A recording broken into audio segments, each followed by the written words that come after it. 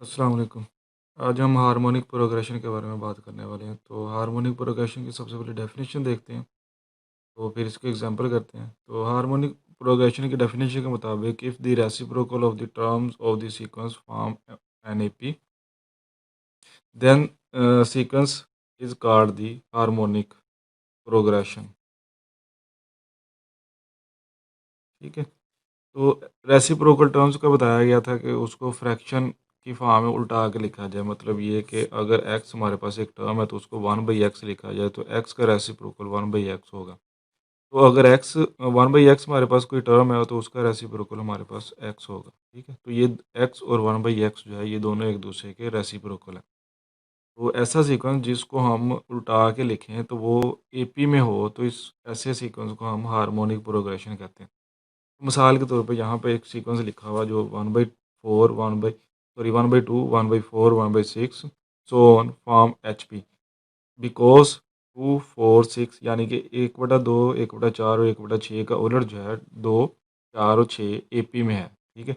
अगर ये हमारे पास सीक्वेंस जो है ये एच पी कहलाएगा कब, जब ये हमारे पास सीक्वेंस जो है ए पी में होगा। ठीक है।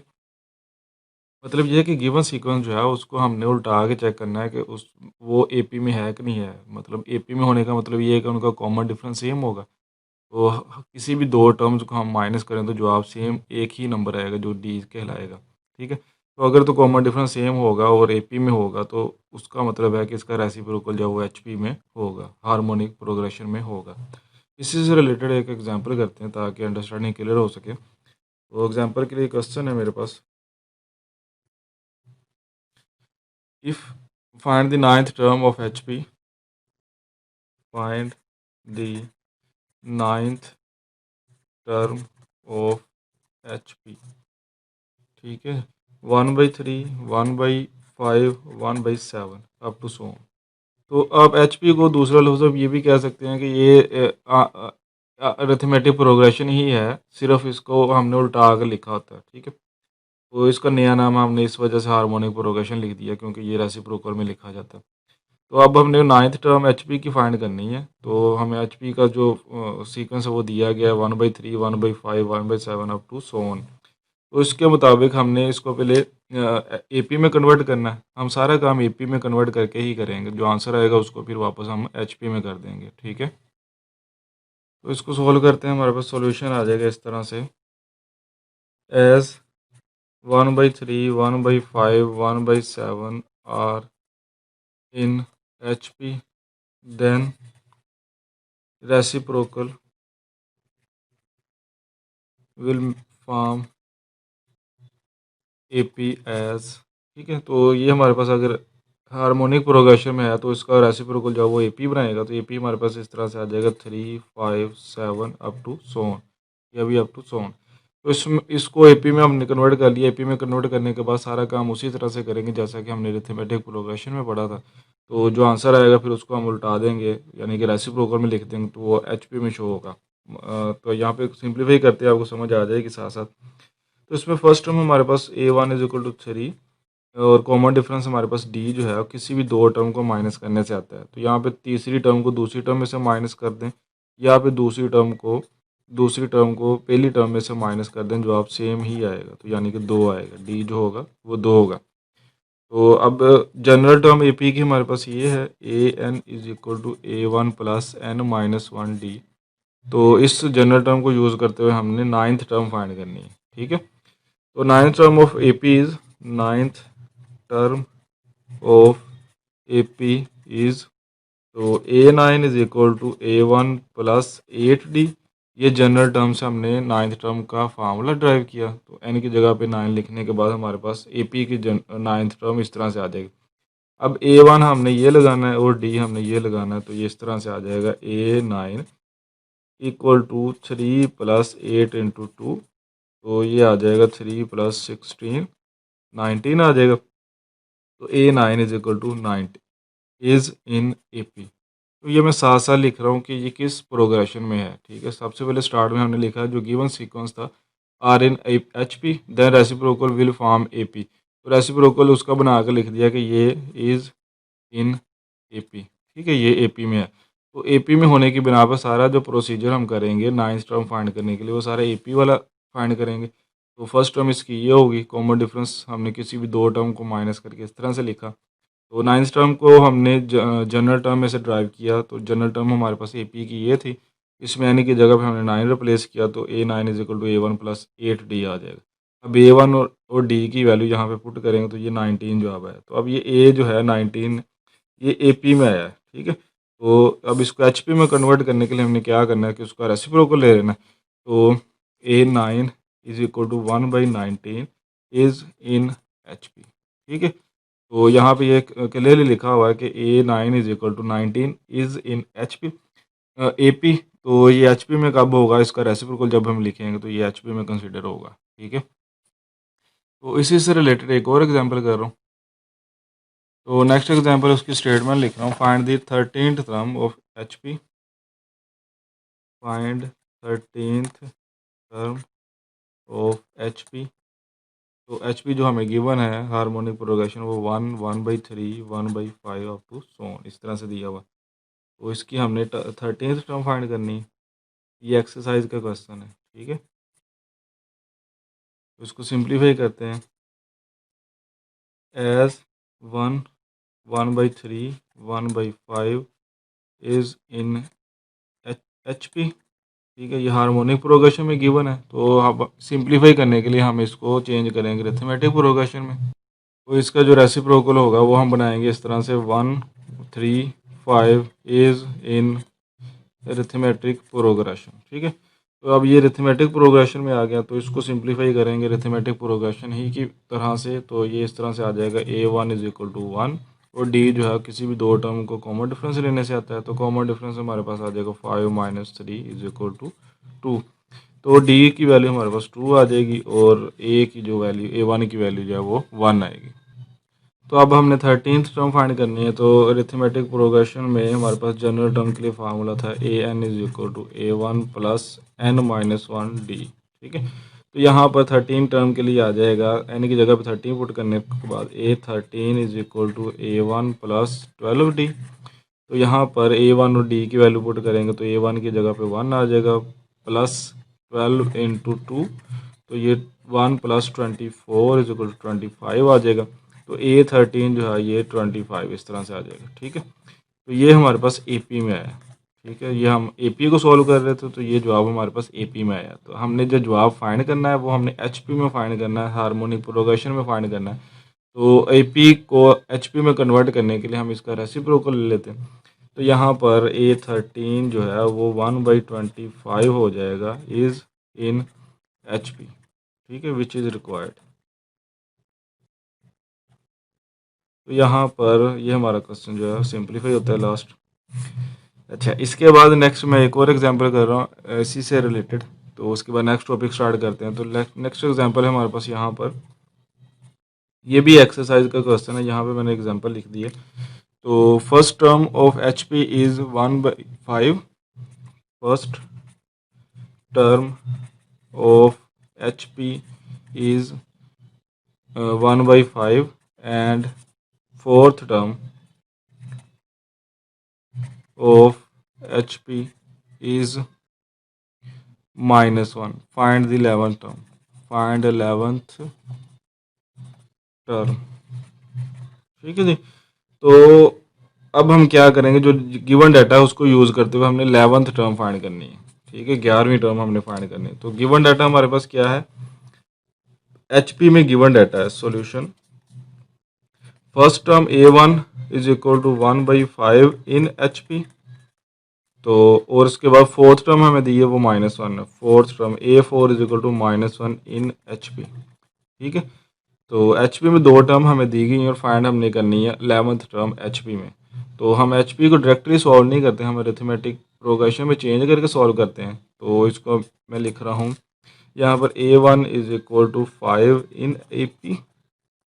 तो ये बन जाएगा A4 इज इक्वल टू -1 ही रहेगा इन AP, ठीक है। तो अब AP में दोनों लिख लिए टर्म A1 और A4। तो इसको अब सिंप्लीफाई करके हम A1 और D फाइंड करेंगे। A1 हमारे पास ऑलरेडी मौजूद है, डी फाइंड करना है ताकि हम 11वीं टर्म फाइंड कर सकें। तो किसी भी टर्म को फाइंड करने के लिए हमें दो चीज़ें चाहिए होती हैं, एक उस टर्म की फर्स्ट टर्म और उसका कॉमन डिफरेंस डी। ठीक है, तो यहाँ पर मेरे पास फर्स्ट टर्म मौजूद है, कॉमन डिफरेंस फाइंड करना है। तो अब ये एपी में आ गए हैं, तो एपी की जनरल टर्म को यूज़ करते हुए हम इसका फार्मूला लिखेंगे। एपी की जनरल टर्म को यूज़ करते हुए A4 जो है वो इस तरह से आ जाएगा, A1 plus 3D is equal to -1। A4 की जगह पर मैंने जनरल टर्म से फार्मूला A1 प्लस 3D लगा दिया। ठीक है, तो A1 की कीमत यहाँ पर आएगी, तो यहाँ से D हमें मिल जाएगा।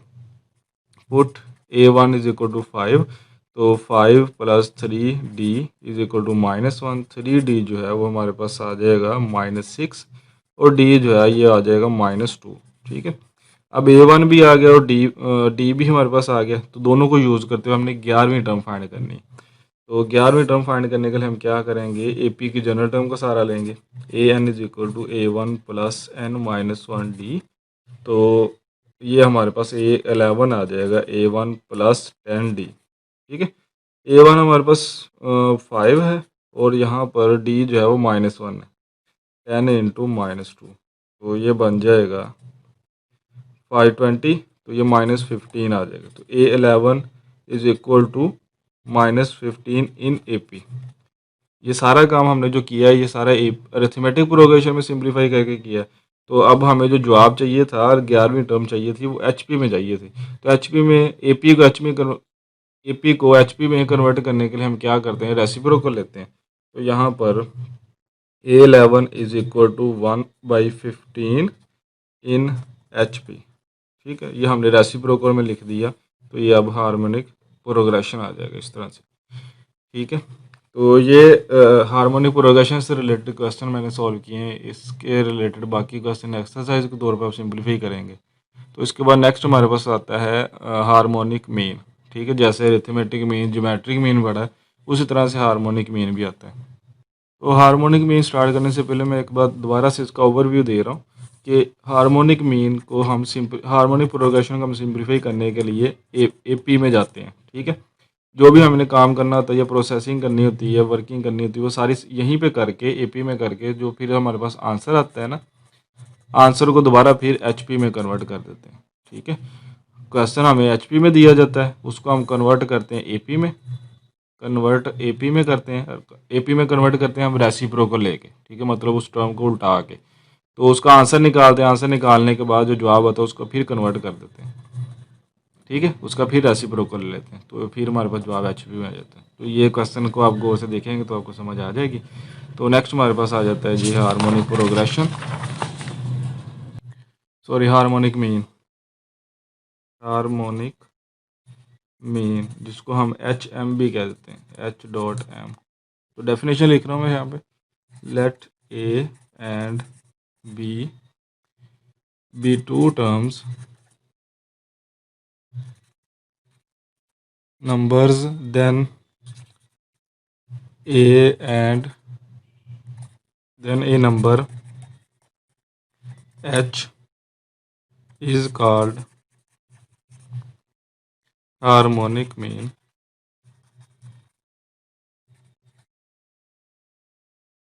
between two numbers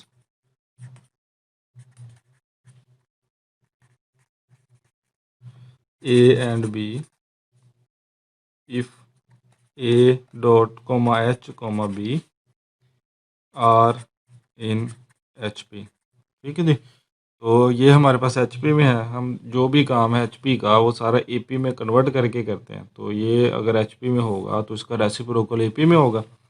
एज ये हमारे पास HP में तो 1/A 1/H और coma 1/B are in AP। ठीक है, तो AHB जो था HP में था, तो हमने इसको रेसिप्रोकल लेने के बाद 1/A 1/H 1/B are in AP, तो ये AP में आ गया। तो AP में आने के बाद इसकी खास बात ये होती है कि कॉमन डिफरेंस सेम होता है। कॉमन डिफरेंस निकालने के लिए हम क्या करते हैं, किसी भी दो टर्म्स को माइनस करते हैं। मतलब ये कि A2 को A1 में से माइनस कर देते हैं, सॉरी A3 को 3 में से A2 माइनस करते हैं, और A2 में से A1 को माइनस करते हैं, या A3 में से A2 को माइनस करते हैं। हमारे पास कॉमन डिफरेंस आता है, तो उसी को यहाँ पे यूज़ करते हुए ए टू 3 में से ए 2 माइनस कर रहा हूँ, 1/b minus 1/h is equal to A 2 में से ए 1 माइनस कर दें 1/h माइनस 1/a। तो यहाँ पर हमारे पास इस तरह से आ जाएगा। तो इसको सिंप्लीफाई करते हैं, रीअरेंज करते हैं, 1/h जमा 1/h is equal to 1/a जमा 1/b। तो ये हमारे पास आ जाएगा 2 time 1/h is equal to, इसका एलसीएम लेंगे हम तो ए प्लस बी आ जाएगा। तो इसको रीअरेंज करेंगे सिंप्लीफाई करके, तो ये आ जाएगा H is equal to 2ab over A plus B. तो ये हमारे पास हार्मोनिक मीन का फार्मूला आ गया। तो अगर हमें कोई भी दो नंबर दिए गए और उसके दरमियान में कहा गया हो कि आपने हार्मोनिक मीन फाइंड करना है, तो हम क्या करेंगे, उन दो नंबर्स को ए बी की जगह पर रिप्लेस कर देंगे, तो सेंटर में जो हार्मोनिक मीन है वो हमारे पास आंसर आ जाएगा। ठीक है, तो क्वेश्चन है if a is equal to 2, b is equal to 8, find H M. ठीक है, तो हमने क्या करना है जी, एच एम का फार्मूला हमारे पास है H M is equal to 2ab is equal to A plus B. तो ए बी की जगह पे हमने ये 2 और 8 लगा देना, 2 इंटू 8 और डिवाइडेड बाई 2 प्लस 8। तो ये आ जाएगा 4 8 बार 32 बटा 10, तो ये 3.2 आ जाएगा। इसी तरह इसके बाद कहा जाएगा कि हार्मोनिक मीन के साथ आप ए एम भी फाइंड करें। तो ए एम का फार्मूला हमारे पास था ए प्लस बी ओवर 2। तो हम यहाँ पर क्या करते हैं जी, ए की वैल्यू और बी की वैल्यू रिप्लेस करते हैं, 2 प्लस 8/2, तो यहाँ पर 10/2 आ जाएगा, यानी कि 5। उसके बाद नेक्स्ट कहा जाता है कि ज्योमेट्रिक मीन भी फाइंड कर लें। तो ज्योमेट्रिक भी हमने क्या करना है, उसका फार्मूला लगा देना, प्लस माइनस अंडर रूट ए भी आता है। तो ए की वैल्यू 2 है और बी की वैल्यू 8 है, इनको हमने मल्टीप्लाई करना है 16 प्लस माइनस, ये आ जाएगा यहाँ पर प्लस माइनस 4। तो इस तरह से हमने क्वेश्चन 1 में से एच एम ए एम और जी एम तीनों फाइंड कर लिए हैं। ठीक है, तो इसके बाद हमारे पास नेक्स्ट एग्जांपल है, उसमें कहा गया है कि insert 4 H M between 2 and 20। Insert 4 H M between 4 and 20। ठीक है, 4 और 20 के दरम्यान हमने 4 H M harmonic mean insert करना है। तो उसको हमने उसी तरह से करना है जिस तरह से हमने अरिथमेटिक मीन को इंसर्ट किया था किसी दो नंबर्स के दरम्यान में। तो ये हमारे पास इस तरह से आ जाएगा, 4 H1 H2 H3 H4 और 20। तो ये हमने 4 हार्मोनिक मीन जो है वो 4 और 20 में इंसर्ट कर दिए। अब ये जो सीक्वेंस है ये हमारे पास इन एच एम है, एच पी में है। ठीक है, तो हार्मोनिक प्रोग्रेशन को सिंप्लीफाई करने के लिए हम अरिथमेटिक प्रोग्रेशन में चेंज करते हैं। तो यहाँ पर हमारे पास आ जाएगा 1/4 एच 1/h1 और 1/h2 1/h3 और 1/h4 कोमा 1/20। तो ये हमारे पास अब एपी में आ गया। ठीक है, तो यहाँ से हमने जो भी काम करना है वो सारा एपी वाला ही काम करना है, जैसा कि हमने इससे पिछले लेक्चर्स में देखा था कि अरिथमेटिक प्रोग्रेशन में हम ए एम कैसे फाइंड करते हैं। तो सारा काम वही करना है, मैं यहाँ पे इसको सिंप्लीफाई कर रहा हूँ। तो एपी के लिहाज से यहाँ पे फर्स्ट टर्म हमारे पास आ जाएगी 1/4 और लास्ट टर्म 1 2 3 4 5 6, तो 4 एच एम है जो पूछे गए हैं और 2 हमें टर्म्स दी गई, तो दोनों मिला के 6 टर्म्स हो गए। तो A6 हमारे पास जो है वो 1/20 हो जाएगा। ठीक है, इन दोनों को यूज़ करते हुए हमने डी फाइंड करना है। A1 तो हमारे पास मौजूद है, डी हमने फाइंड करना है। तो अरिथमेटिक प्रोग्रेशन में ये था कि फिक्स नंबर को हम ऐड या सब्ट्रैक्ट करके अगली या पिछली टर्म फाइंड कर सकते थे। तो A1 अब मौजूद है, हमने डी फाइंड करना है। तो जनरल टर्म हमारे पास थी अरिथमेटिक प्रोग्रेशन की AN is equal to A1 plus N-1D। इसमें से A6 हमारे पास आ जाएगा A1 प्लस 5D।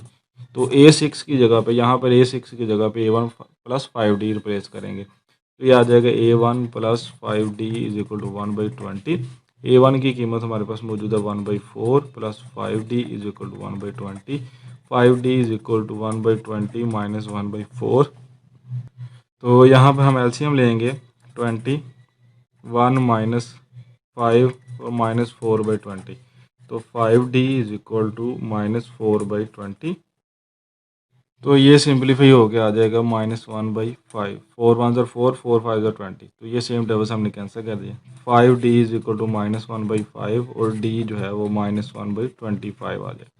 तो यहाँ से d हमारे पास आ गया और a1 पहले से मौजूद था। इनको यूज़ करते हुए हमने बाकी जो अरिथमेटिक की टर्म है वो फाइंड करनी। तो सीक्वेंस के लिहाज से दूसरी टर्म है और जो पूछा गया है उसके लिहाज से ये h1 इस तरह से लिखेंगे। तो इस टर्म से अगली टर्म बनाने के लिए हम क्या करेंगे कि फर्स्ट टर्म में डी जमा कर देंगे, यानी कि 1/4 में डी जमा कर देंगे। तो 1/4 फर्स्ट टर्म है, उसमें डी जमा करेंगे। डी की वैल्यू है हमारे पास -1/25। इस वैल्यू को रिप्लेस करने के बाद हमारे पास आ जाएगा 1/4 -1/25। तो ये रिप्लेस करेंगे तो आ जाएगा आंसर हमारे पास एलसीएम लेने के बाद 25 - 4/100। तो ये आ जाएगा 21/100। ठीक है। सीक्वेंस की तीसरी टर्म है और ये हमारे पास 1/h3 है। और सेकंड टर्म जो हमारे पास आई उसमें हमने डी को जमा करना है। सेकंड टर्म 1/21/100 है, इसमें जमा कर देना है -1/25। तो ये जमा करने के बाद हमारे पास जो आंसर आएगा वो आएगा 17/100। मैं यहाँ पे डायरेक्ट लिख रहा हूँ, आप सिंपलीफाई करके एलसीएम लेके चेक कर सकते हैं। ठीक है। A4 जो कि 1/h हमारे पास 4 होगा, इसका आंसर हमारे पास आएगा 13/100। यानी कि A3 में हमने डी को जमा कर देना है। A3 हमारे पास 1/17/100 है -1/25। तो ये आंसर आ जाएगा 13/100। ठीक है। यहाँ पे सॉरी H2 आना था, ये H3 है। ठीक है। A5 जो है वो आ जाएगा 1/h4। तो इसमें हमने डी जमा करना है 13/100 जमा -1/25। तो ये सिंपलीफाई होकर 9/100 देगा। तो हमारे पास जो हार्मोनिक मीन्स थे जो पूछे गए थे वो एपी में अब निकल आए हैं। इसको हमने हार्मोनिक प्रोग्रेशन में चेंज करना है। तो हार्मोनिक प्रोग्रेशन में चेंज करने के लिए क्या करेंगे, उसका रेसिप्रोकल लेते हैं सिंपली। तो ये 21/100, 17/100 और 13/100, 9/100 are in H1, 1/h2, 1/h3, 1/h4। ठीक है। तो इसको उल्टाने से हमारे पास जो आएगा वो हार्मोनिक मीन आ जाएगा। तो इसको उल्टाएंगे तो H1 हमारे पास 100/21। ये आ जाएगा H2 is equal to 100/17। H3 जो है वो हमारे पास आ जाएगा 100/13 और H4 जो है वो हमारे पास आ जाएगा 100/9। ठीक है। तो ये हमारे पास रिक्वायर्ड हार्मोनिक मीन जो थे ये हमने फाइंड कर ली।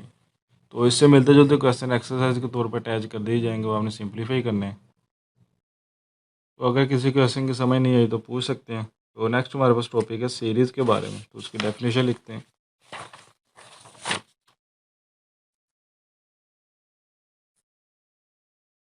If A1 A2 A3 AN be n terms, हमारे पास एक सीक्वेंस है उसकी n टर्म है। हमने A1 A2 A3 इस फॉर्म में लिखा हुआ है सीक्वेंस को। तो of sequence then by adding the terms of sequence form a series. तो सिंपल वर्ड में हम इस तरह से कह सकते हैं कि सीक्वेंस की टर्म को ऐड करने से हमारे पास सीरीज आती है। ठीक है।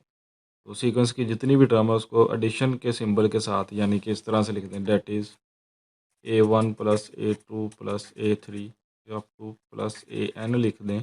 ये हमारे पास सीरीज़ बन जाती है। ठीक है। तो इसका जो एडिशन है, जितनी टर्म का एडिशन है उसको हम S से लिखते हैं, S फॉर सम। तो N हमारे पास जितनी टर्म का सम है वो उतना लिख देते हैं। यहाँ पर अब N टर्म का सम है तो यहाँ पे SN, S फॉर सम और N फॉर जितनी हमारे पास यहाँ पे सीक्वेंस की टर्म हम यूज़ करें वो आ जाएंगी। ठीक है। तो अगर हम हमारे पास जो सीक्वेंस की टर्म है वो फाइनाइट हो तो हम इसको फाइनाइट सीरीज़ कहते हैं। अगर हमारे पास सीक्वेंस की टर्म ऐड करने वाली जो हैं वो इन्फिनिट हो तो ये इन्फिनिट सीरीज़ कहलाती हैं। ठीक है।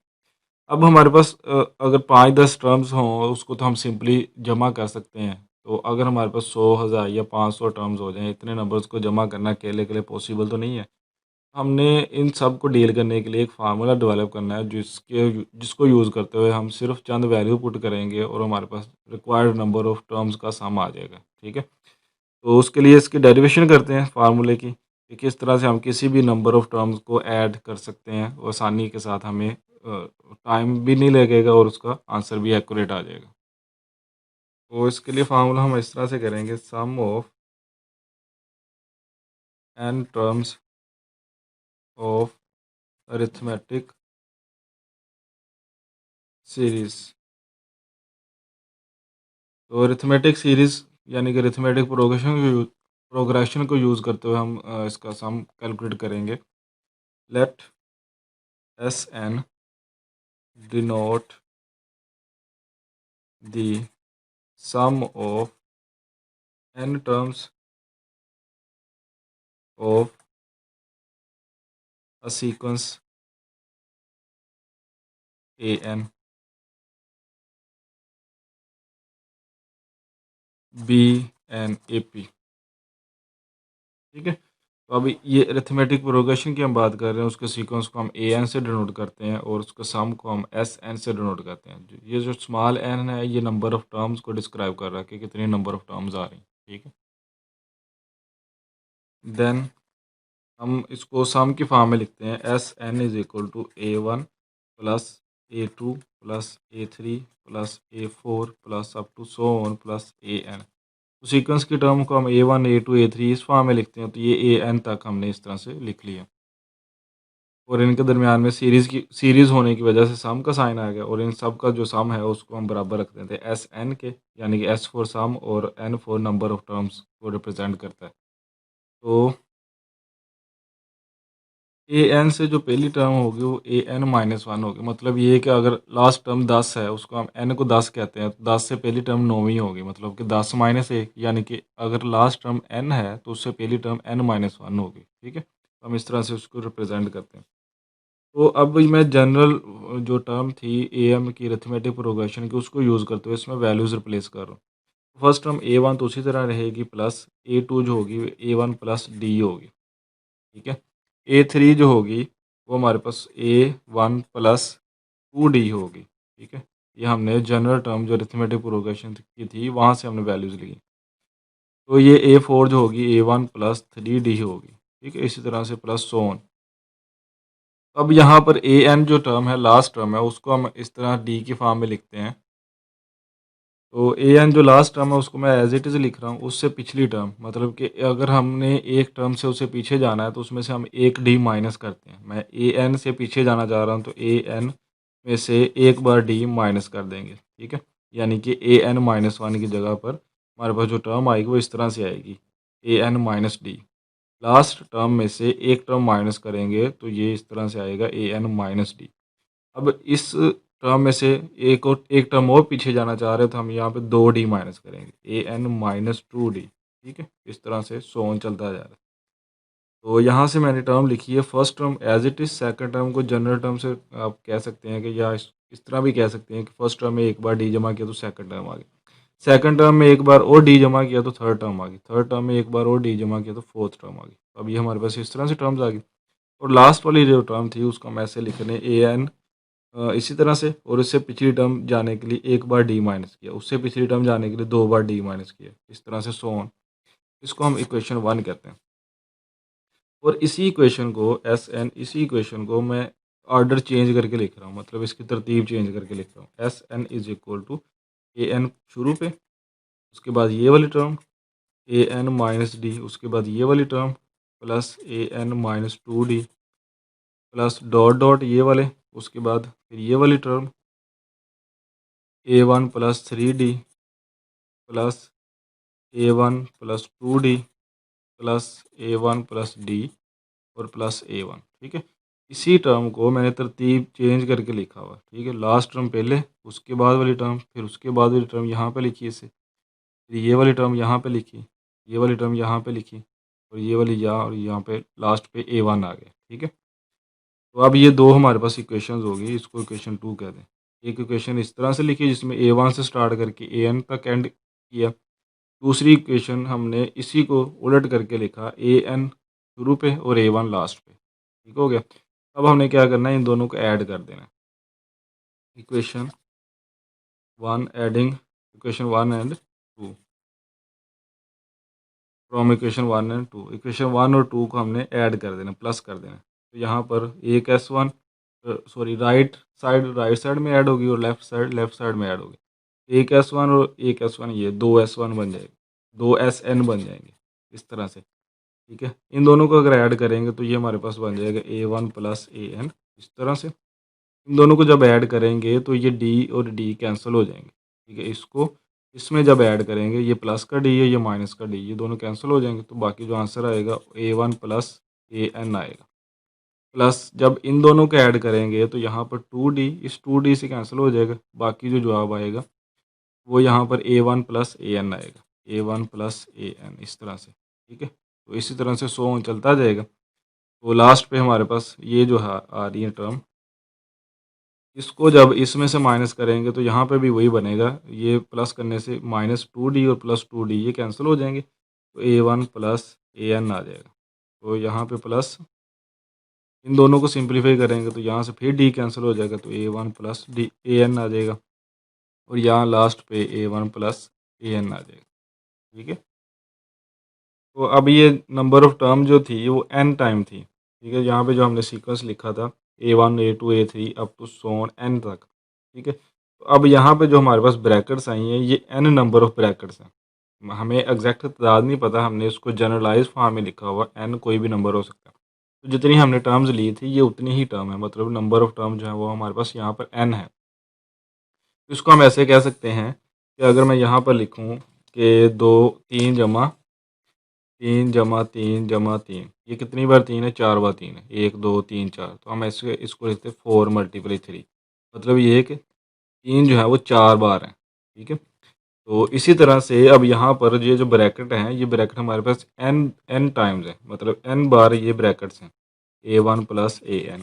ठीक है, तो अब इन ब्रैकेट्स को अकेला अकेला लिखने के बजाय हम इसको इस फॉर्म में लिख देते हैं। ठीक है, तो ये 2SN जो है हमारे पास n into n A1 plus AN आ जाएगा।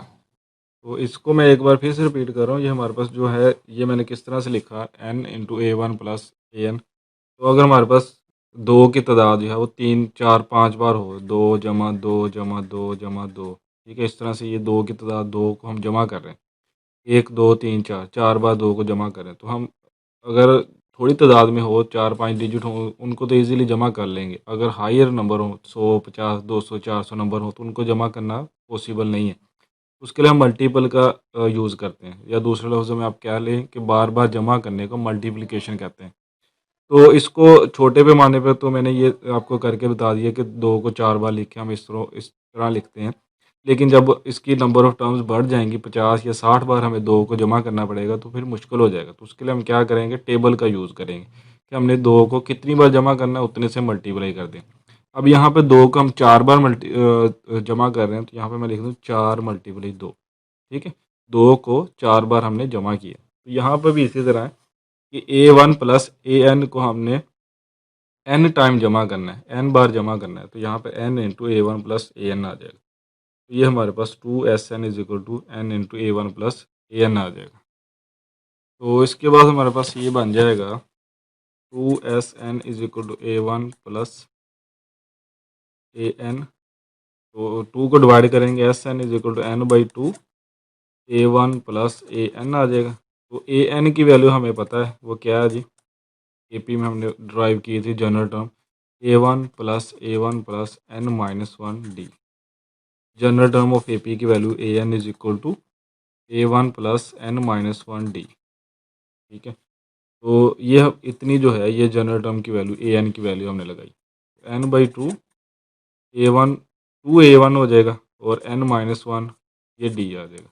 ये जो हमारे पास फार्मूला बनता है, ये हमारे पास सम ऑफ n टर्म्स के लिए फार्मूला यूज़ होता है। ठीक है, मतलब हम किसी भी सीक्वेंस की जितनी भी वैल्यू को जमा करना चाहते हैं वो हम इजीली जमा कर सकते हैं।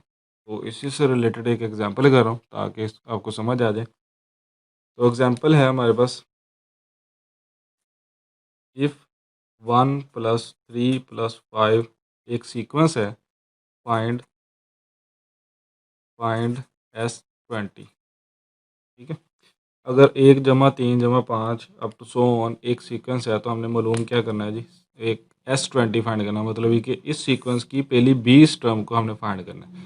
तो 20 टर्म का सम फाइंड करने के लिए हमें जो चाहिए वो n चाहिए, a1 चाहिए, d चाहिए। ठीक है, ये 3 चीज़ें चाहिए। तो a1 जो है हमारे पास 1 है, d जो है किसी भी 2 टर्म को माइनस करने से आता है, 5 माइनस 3 2 आ जाएगा। तो d हमारे पास 2 आ गया, और n ये दिया हुआ है, n जो है वो हमारे पास 20 है। तो यहाँ पे इस फार्मूले में ये वैल्यूज़ लगाते हैं, तो यहाँ पे हमारे पास सम आ जाएगा, S20 इज इक्वल टू 20/2, यानी कि n/2 की जगह 20/2 आ जाएगा। यहाँ पर 2a1 की वैल्यू हमारे पास 1 है, प्लस n-1, n-1 मतलब 20 माइनस 1 19 आ जाएगा, और d की वैल्यू यहाँ पर 2 है। तो इस तरह से 20/2 10 आ जाएगा, 2 1 ज़ा 2 प्लस 19 2 बार 38 होता है। तो ये हमारे पास 38 प्लस 2 40 आ जाएगा, और ये 10 40 को 10 से मल्टीप्लाई करेंगे तो ये 400 आ जाएगा। सम ऑफ 20 टर्म जो है वो हमारे पास 400 आ रहा है। तो इस तरह से हम सीक्वेंस में जितनी भी टर्म है उसकी टर्म का सम मालूम कर सकते हैं। 100 50 200 जितनी भी सीक्वेंस में टर्म का सम हम मालूम करना चाहें तो इस फार्मूले की मदद से हम मालूम कर सकते हैं। ठीक है, एक और एग्जांपल के तौर पर आपको क्वेश्चन दे रहे हैं, उसी सीक्वेंस में हमने S30 फाइंड करना है। इसी फार्मूले को यूज़ करते हुए S30 फाइंड करना, मतलब कि पहली 30 टर्म का सम हमने फाइंड करना है, वो आपने सिंप्लीफाई करना है। तो अगर किसी चीज़ की प्रॉब्लम आ रही है तो आप पूछ सकते हैं। आज के लिए इतना ही, मिलते हैं नेक्स्ट वीडियो में। अपना ख्याल रखिएगा। अल्लाह हाफिज़।